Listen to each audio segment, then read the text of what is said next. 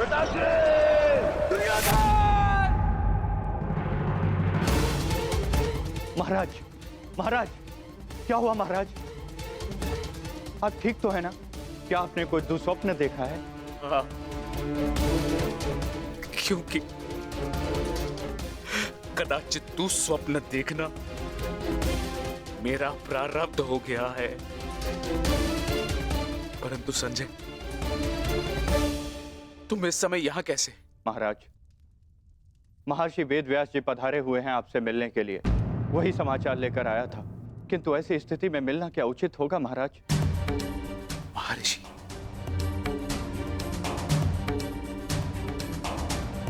अवश्य ही कुछ उचित सोचा होगा, तभी पधारे हैं। उन्हें सादर अंदर ले आओ संजय। जैसी आज्ञा महाराज।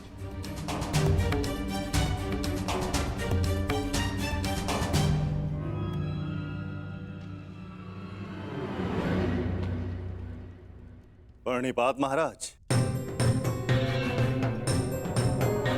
आप महर्षि हैं, मेरे नियोगी पिता भी। इस प्रकार प्रणिपात करके और मुझे महाराज कहकर मुझे लज्जित ना करिए। आइए, आपका स्वागत है। आइए, आइए। मैं यहां अपने नियोगी पुत्र से मिलने नहीं, अपितु हस्तिनापुर नरेश को चेताने आया हूं। ये बताने आया हूं कि ये समय सोने का नहीं, अपितु जागने का है। इस महायुद्ध को रोकने का है। ये इस महायुद्ध से पूर्व की अंतिम रात्रि है। इस महायुद्ध को रोकने का प्रयत्न कीजिए महाराज। यदि एक बार ये युद्ध आरंभ हो गया तो इस अनर्थ को रोकना असंभव हो जाएगा। सहस्त्रों निर्दोष अपने प्राण गंवा बैठेंगे, अनेकों परिवार सदैव के लिए नष्ट हो जाएंगे। ये महाविनाश रोकना केवल आपके हाथों में। जो पिता अपने पुत्र पर जीवन भर नियंत्रण ना रख सका, वो इस विभीषिका को रोकने का बीड़ा कैसे उठा सकता है? यह युद्ध निश्चित है महर्षि। इस युद्ध को रोक पाना हम मेरे बस की बात नहीं। मुझे क्षमा कर दीजिए। मैं तो कदाचित आपको क्षमा कर दूं, किंतु इतिहास आपको कभी क्षमा नहीं करेगा। हस्तिनापुर में शांति दूत बनकर आए वासुदेव के साथ दुर्व्यवहार का परिणाम है ये। पुत्र हट को दोष मत दीजिए। इस महाविनाश के लिए पुत्र हट नहीं, आपका पुत्र मोह उत्तरदायी है। तो आप क्या मुझे उल्हाना देने आए हैं महर्षि, या फिर श्राप? नहीं, वरदान देने आया हूं। मैं आपको दिव्य दृष्टि देने आया हूं। जिस विनाश की नींव आपने स्वयं रखी है, आप उसको देख सकें। नहीं, ऐसा मत कीजिए महर्षि। ये वरदान नहीं है, ये श्राप है। अरे जिस पिता ने अपने पुत्रों को घुटनों के बल चलते नहीं देखा, अरे वो पिता अपने पुत्रों को घुटनों के बल अपने प्राणों की भीख मांगते कैसे देख सकता है? जिस पिता ने अपने पुत्रों के मस्तक पर तिलक लगते नहीं देखा, वो अपने उन पुत्रों के सर कटे कैसे देख सकता है? जिस पिता ने अपनी वधुओं को सुहागन नहीं देखा, वो पिता अपनी वधुओं को विधवा कैसे देख सकता है? किस प्रकार? ये अत्याचार मत कीजिए महर्षि, मत कीजिए। मुझे कोई दृष्टि नहीं चाहिए, मुझे कोई दृष्टि नहीं चाहिए।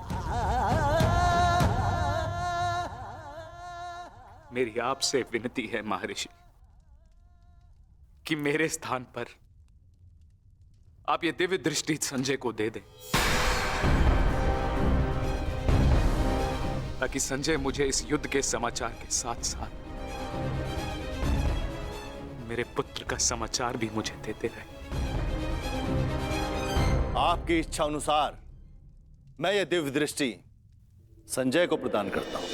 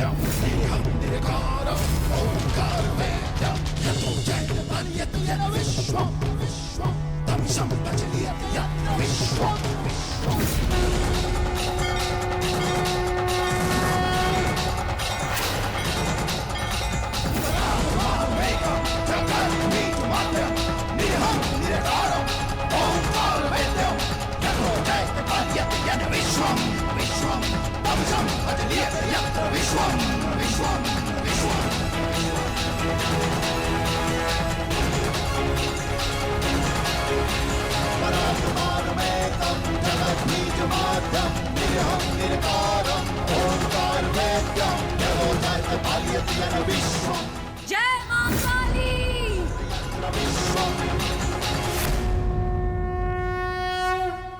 अपना सर्वश्रेष्ठ प्रदर्शन करना पुत्रों। अपने पिताओं की प्रतिज्ञा को स्मरण रखना और अपनी माता के अपमान को मत भूलना।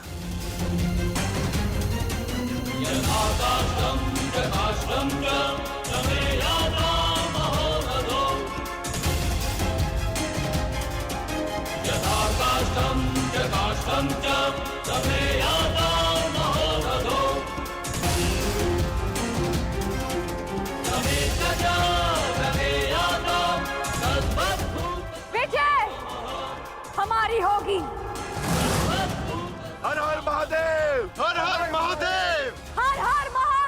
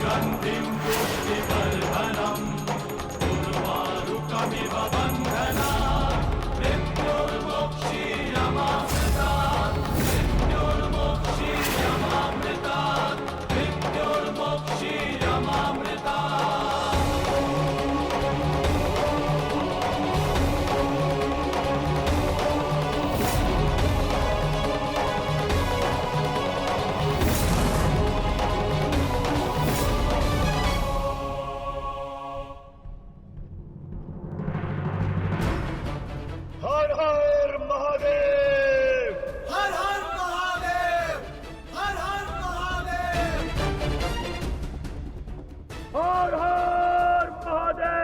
महादेव, हर हर महादेव, हर हर महादेव, हर हर महादेव, हर हर महादेव, हर हर महादेव। स्मरण रहे पुत्र, अब इस युद्ध भूमि में तुम्हारे विरोध में जो भी हो उससे तुम्हारा कोई संबंध नहीं। तुम्हारा संबंध केवल तुम्हारे कर्तव्य और तुम्हारे लक्ष्य से है। यदि मेरे स्थान पर आप होते तो क्या आपके लिए ये स्वीकार कर लेना इतना ही सरल होता पिताश्री? सत्य कहूं तो सरल नहीं होता, विशेषकर तब जब मुझे ज्ञात हो गया है कि पांडवों से मेरा रक्त संबंध है। किंतु पुत्र, मैंने सदैव एक बात को माना है कि आपको आपके वचन पर अडिग रहना चाहिए। तुमने युद्ध चुना है, परंतु युद्ध क्या परिणाम चुनेगा ये उसका अधिकार है। तुम्हारा अधिकार केवल अपने कर्म और अपने कर्तव्य पर है। इस युद्ध में अपना सर्वश्रेष्ठ प्रयास करना।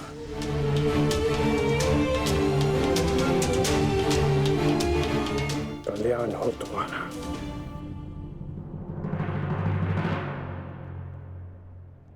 हर हर महादेव, हर हर महादेव, हर हर महादेव।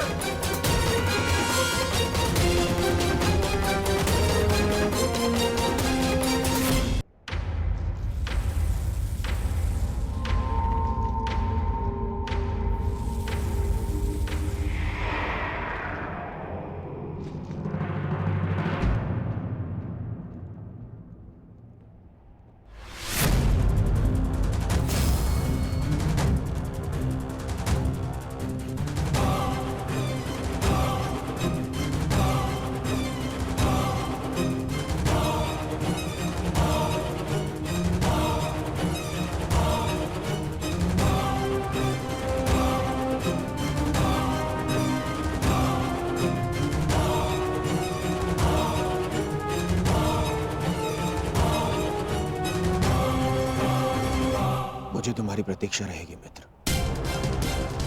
और मुझसे भी अधिक इस भूमि को तुम्हारी प्रतीक्षा रहेगी कि कब अंगराज जैसा वीर अपने चरण रखकर इसे महान बनाए।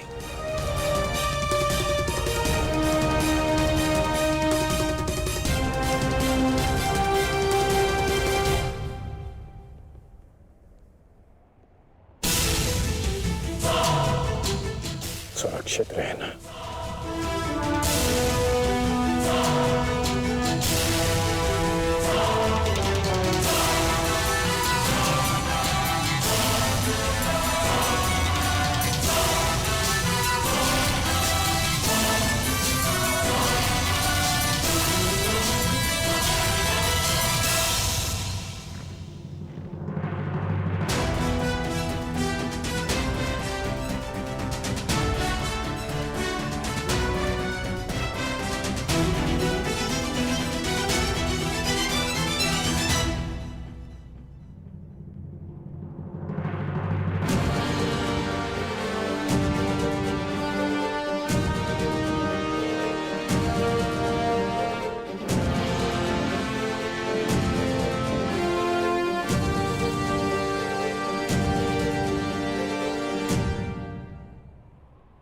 प्रणिपात माता।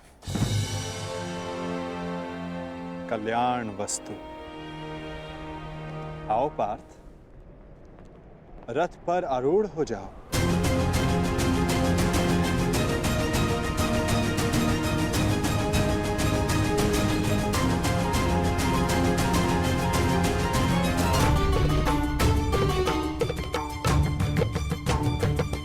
किस संशय में हो धनंजय? विचरण करने का समय जा चुका है, अब केवल पुरुषार्थ करने का समय है। मुझे ज्ञात है माता, परंतु किंतु परंतु मोल भाव, ये लक्षण व्यापारियों के होते हैं पार्थ। धर्म युद्ध के योद्धाओं के लिए ये शब्द निरर्थक हैं। पाप नाशनी गंगा बहती जाती है, किंतु परंतु नहीं करती। अंधकार नाशक सूर्य किंतु परंतु नहीं करता। और अधर्म का नाश करने को सज्ज अर्जुन की तुनीर में भी इन संदेहों का कोई स्थान नहीं। तुम्हारा सारथी युद्ध में तुम्हारा मार्गदर्शन करने को सज्ज है पार्थ। आओ, अपना स्थान ग्रहण करो।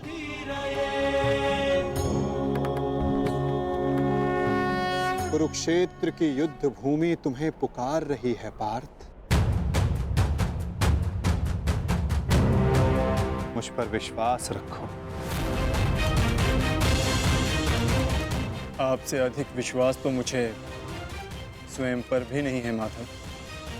और मेरे लिए महत्वपूर्ण ये है कि तुम स्वयं पर विश्वास रखो।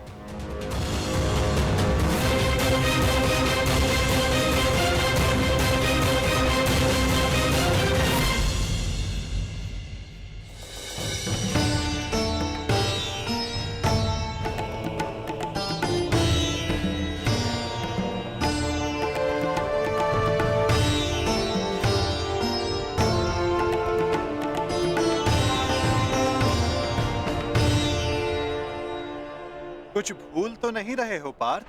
क्या माधव? भ्राता भीम को वीर हनुमान ने इस युद्ध में आप सबकी सहायता करने का वचन दिया था। उनका साथ आप सबको साहस, शक्ति और निडरता देगा। बजरंग बली का आवाहन करो पार्थ।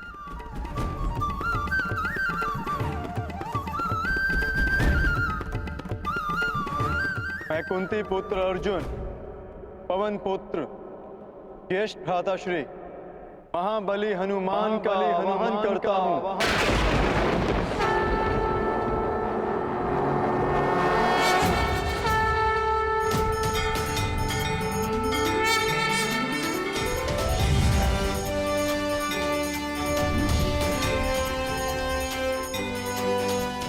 हे महाबली हनुमान, मेरे रथ के ध्वज पर विराजमान हुई।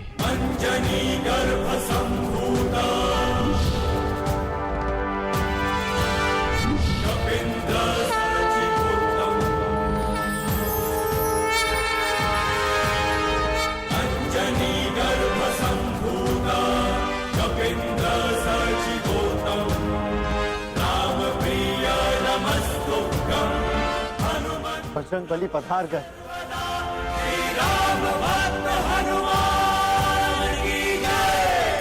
महाबली हनुमान की जय। बजरंग बली हनुमान की जय।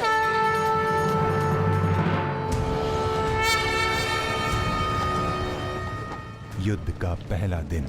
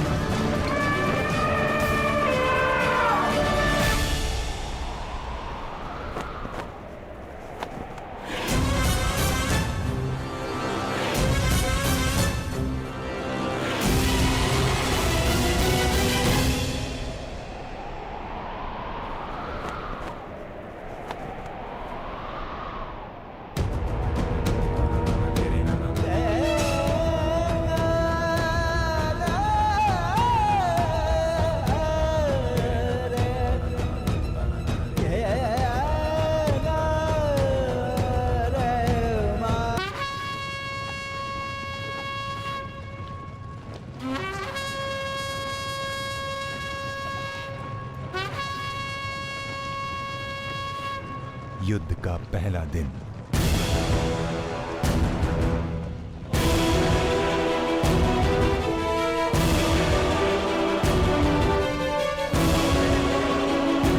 युद्ध प्रारंभ करने की आज्ञा है धर्मराज।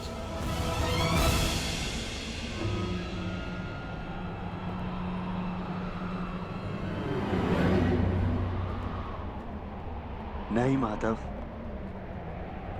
अभी नहीं।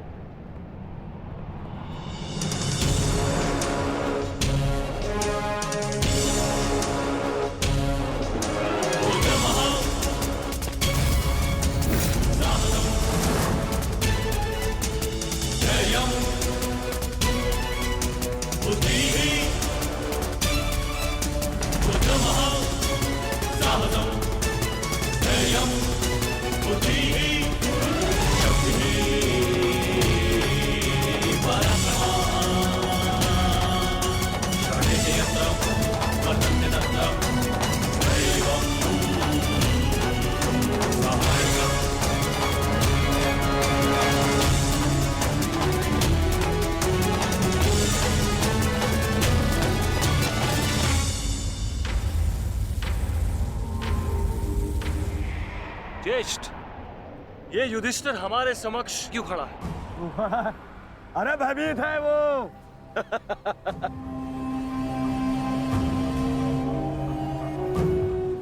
हमारी सेना को देख के कदाचित भयभीत हो गया है ये युधिष्ठिर।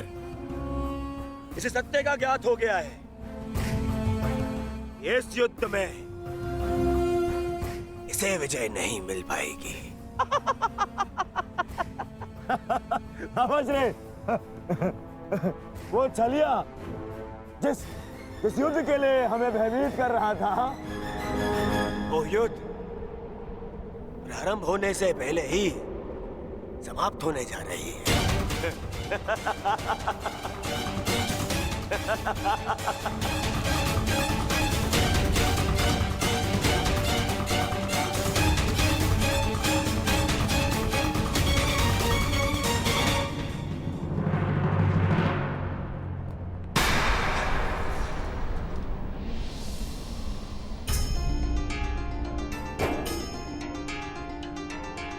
प्रणिपात पितामह।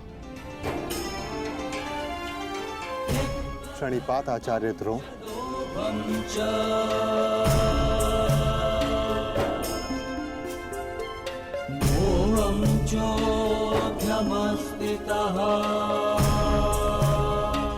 और उन सबको भी प्रणिपात जो आयु में, ज्ञान में, अनुभव में मुझसे बड़े हैं।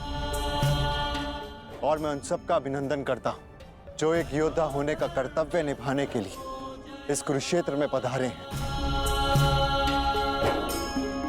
मैंने सदैव अपने बड़ों से सीखा है कि कोई भी कार्य आरंभ करने से पूर्व बड़ों का आशीर्वाद अनिवार्य है। और मैं अपने सभी भ्राताओं की ओर से पितामह आचार्य द्रोण के साथ सभी बड़ों से आशीर्वाद देने की प्रार्थना करता हूं।